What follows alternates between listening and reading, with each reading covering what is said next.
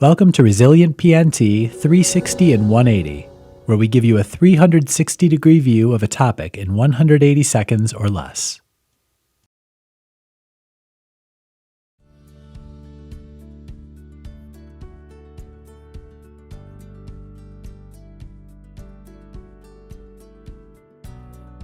I'm John Fischer, and I'm the Vice President of Advanced R&D at Aurelia. Makes it most vulnerable, it's a weak signal, so it's easily jammed, and it's an open signal, so it can be spoofed. I won't say easily, but it can be spoofed. Now, in the military world, the spoofing is not that big of an issue because they have an encrypted version. There's actually now two encrypted versions. The first encrypted we call the PY code, that's been around since the inception of GPS. It was recognized early on when it was done that, again, this is going to be part of military operations. You need something with integrity, that you know what's going on, and you don't want it to be exploited by your adversary.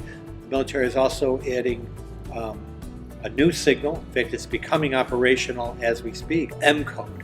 And so that is another actually more powerful thing, but a very secure thing. When it comes to jamming, though, the fact that it's a weak signal, it's a vulnerability that you need to really address, and there are ways of addressing it. I guess the one that I would say is the most is jamming. GPS is such a weak signal; it's so easily jammed, either intentionally or unintentionally.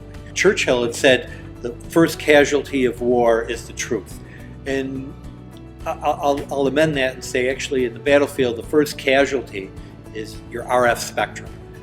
Everything goes crazy, and everything, even in the best situations, is your RF spectrum is things are being jammed. You got high-powered radars. You've got intentional jamming going on.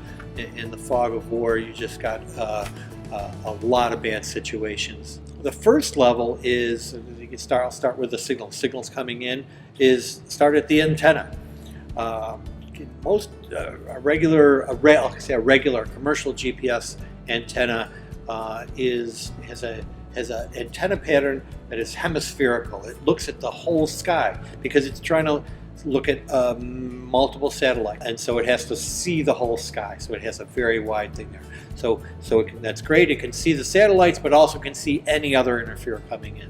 So one of the first things, the first lines of defense at the antenna is to use what we call SERPA antennas.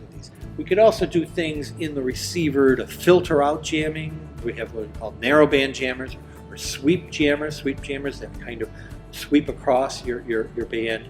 And so those things, depending on the nature of them, you can track those jammers, filter them out, and a certain level of protection there.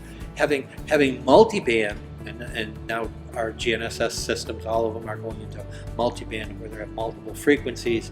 And then the other thing is, again, fighting jamming, is using alternative signals.